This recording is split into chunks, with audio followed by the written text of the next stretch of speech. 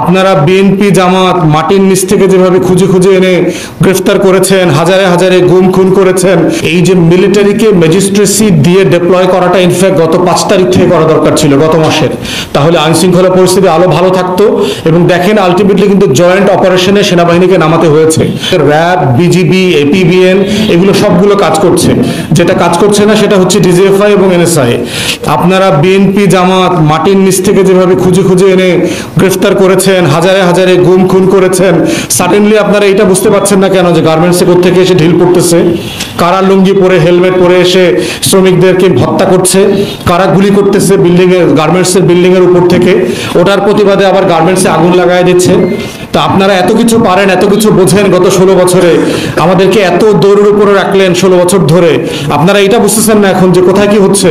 অতএব গোয়েন্দা সংস্থাকে বলছি, বিএনপি জামাতের পিছনে সময় না দিয়ে রাজনৈতিক দলের পিছনে দয়া করে নিজের দায়িত্ব পালন করেন। It's not your business. আমাদেরকে আমাদের পলিটিক্স করতে দেন। আপনাদের কাজ হচ্ছে দেশের সেফটি সিকিউরিটি এনশিওর করা, যেটা আপনারা করতে পারেন নাই গত 16 বছর। অতএব পট পরিবর্তন হয়েছে, আপনাদের দায়িত্ব, আপনারা প্রফেশনালি সার্ভ করেন।